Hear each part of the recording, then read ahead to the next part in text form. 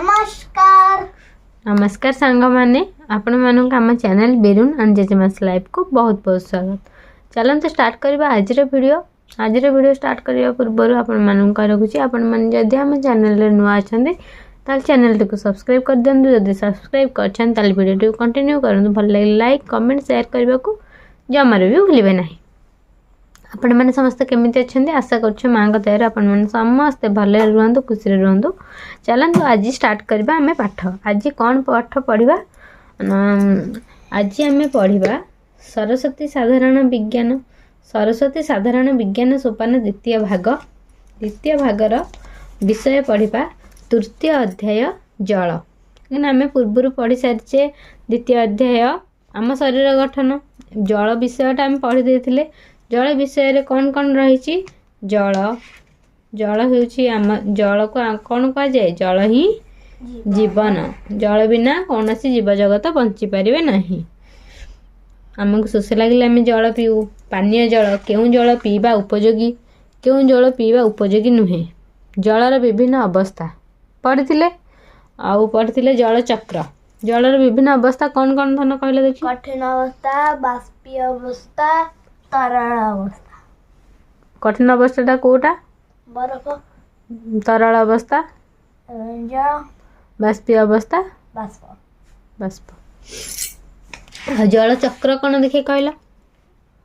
जल सूर्य तापरू गरम हुई ऊपर जाए और मेघ सृष्टि करी ठंडा होई बरसी पड़े ताको आम वर्षा कहू।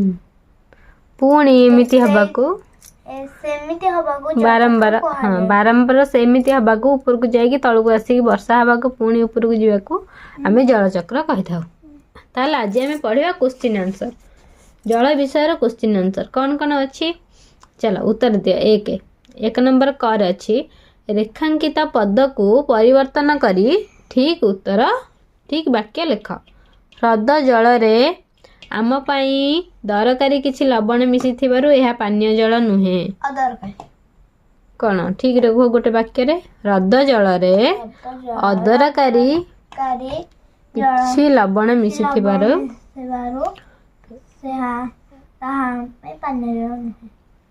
ख ढांकुणी थिबा गभीर कूपजल पीवा उचित नुहे।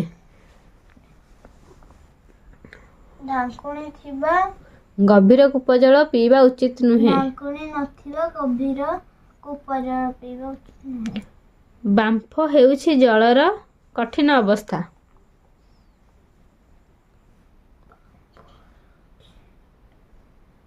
बांफ हेउछि जलर बाष्पीय अवस्था। बरफ गुंड ऊपर को उठी मेघ सृष्टि करे। बरफ जल नहीं जलीय बाष्प ऊपर को उठी मेघ सृष्टि करे। सहर मानकरे पाइप द्वारा जोगाई दिया जाउथवा जल अपरिष्कार और जीवाणु युक्त अटे।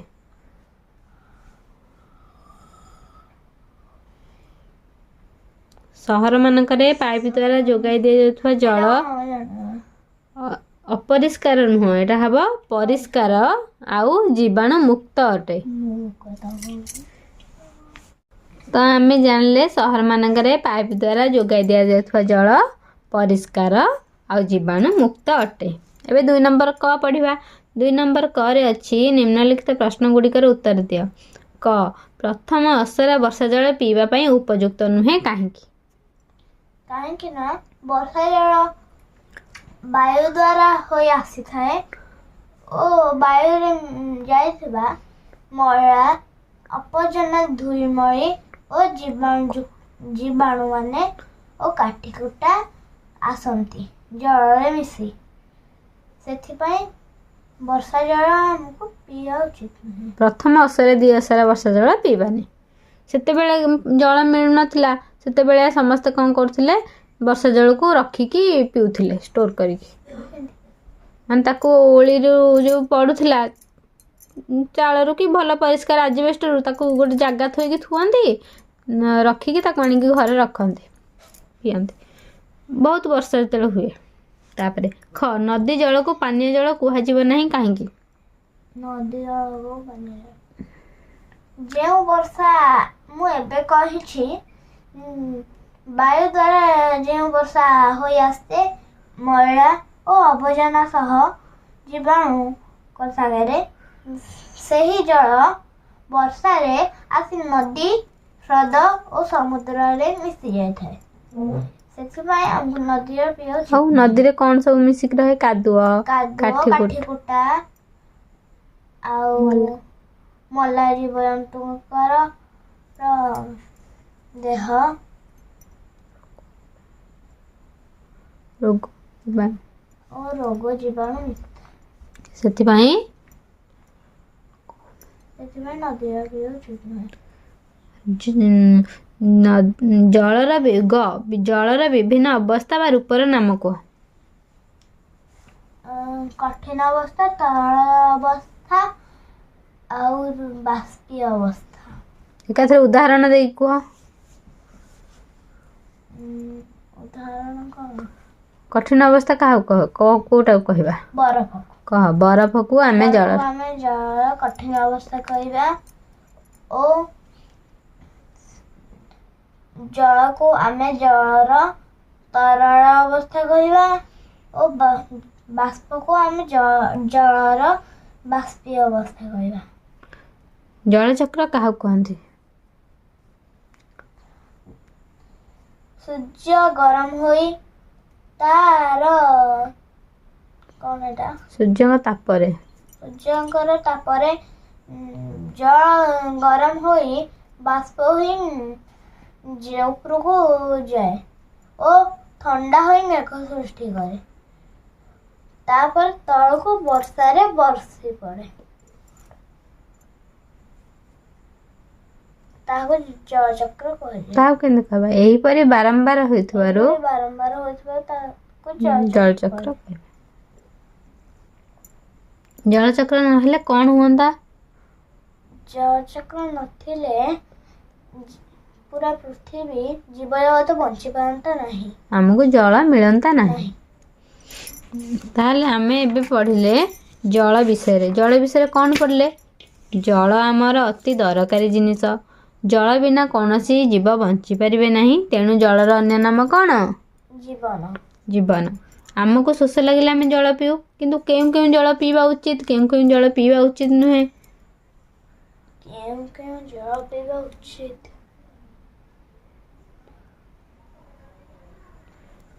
वर्षा जल पीवा उचित नुहे ओ खोला कूप बा छोट कूपर जल पीवा उचित नुहे ओ हृद नदी समुद्र जल पीवा उचित नुहे एक्वागार्ड ओ गभीर कूଅ ढांकुणी थिबा नलकूप ओ सहर द्वारा जोगाई जाइथिबा जल ताकू हम पीवा उचित समुद्र जल लुणिया हितबारु यह पीवा उपयोगी नुहे हृद जल रे अदरकारी मिसिथिबारु ताहा पीवा उपयोगी नुह नदी जल रे मल्ला जीवजंतु सब शरीर मिसिथिबारु ताहा उपयोगी नुह एसबू पीवा उचित नुहे पोखरी गाड़िया जल से मयला रोग जीवाणु यह भी पीवा उचित नुह केवल ढांकुणी थिबा गभीर कूଅ और नलकूर जल पीवा उचित सहर मानकरे जल को सफा करी परिष्कार और जीवाणु मुक्त करी पाइप साहाय्य पठा जाए ताहाको पीवा उचित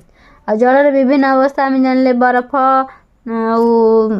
जल आउ तार बाष्प आम गैस रे बसई देले बरफ खंड देखु तू से टाण होगी थाए सेटा हूँ कौन जलर कठिन अवस्था ताकू यदि बाहर आम किसी समय रखीदबा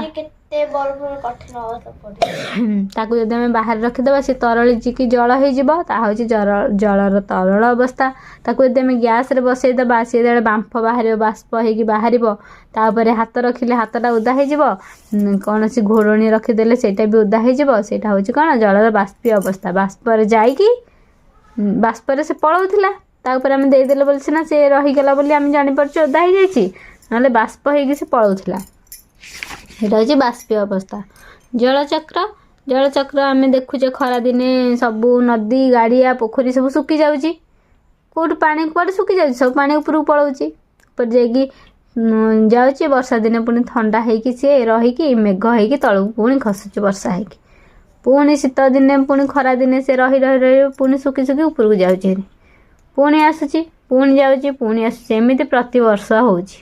ଏହାକୁ ଆମେ କ'ଣ କହୁଛେ? ଜଳଚକ୍ର। ଜଳଚକ୍ର ଯଦି ନ ହୁଅନ୍ତା ଆମେ ଆଉ ଜଳ ପାଆନ୍ତେ ନାହିଁ, କୌଣସି ଜୀବଜଗତ ଆମେ କେହି ପୃଥିବୀ ଜମା ବଞ୍ଚିପାରନ୍ତେ ନାହିଁ, କେହି ବି ବଞ୍ଚିପାରନ୍ତେ ନାହିଁ। ତ ଆମେ ଆଜି ଜଳ ବିଷୟରେ ପଢ଼ିଲେ, ଜଳକୁ ଆମେ କେଉଁ ଜଳ ପିଇବା, କେଉଁ ଜଳ ପିଇବା ନାହିଁ, କେଉଁ ଜଳ ଆମର କେମିତି ତାର ଅବସ୍ଥା କ'ଣ, ଜଳଚକ୍ର କ'ଣ, ଏ ବିଷୟରେ ଆମେ ସବୁ ଜାଣିଲେ। ତ ସବୁ କ୍ୱେଶ୍ଚିନ୍ ଆନ୍ସର୍ ବି ଜଳର ଆସିବ। ତ ସାଙ୍ଗମାନେ ଚାଲନ୍ତୁ ଆଜି ଆମେ ଜଳ ପଢ଼ିଲେ ଆପଣମାନଙ୍କୁ ଆମର ବିଷୟଟି କେମିତି କ'ଣ ଲାଗିଲା ଆମକୁ ନିଶ୍ଚିନ୍ତ କମେଣ୍ଟରେ ଜଣାଇବେ। ଭଲ ଲାଗିଲେ ଲାଇକ୍ କମେଣ୍ଟ ସେୟାର କରିବାକୁ ଜମାରେ ବି ଭୁଲିବେନି। ତ ଚାଲନ୍ତୁ ସାଙ୍ଗମାନେ ଆଜିର ଭିଡ଼ିଓକୁ ଆମେ ଏଇଠି ରଖିବା, ପୁଣି ଦେଖା ହେବ ନେକ୍ସଟ ଭିଡ଼ିଓରେ। ରହିଲୁ, ବାଏ ବାଏ, ନମସ୍କାର। ନମସ୍କାର।